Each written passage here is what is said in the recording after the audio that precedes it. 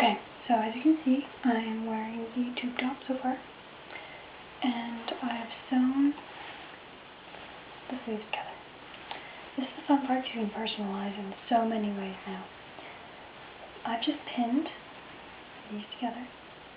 I'm going to do off the shoulder. So there's 3 ways I can do this. Pop this over my head. First way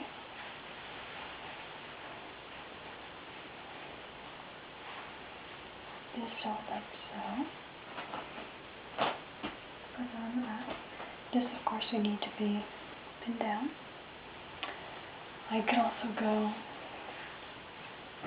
like so, and then I have the V at the back, or you can go off to the side.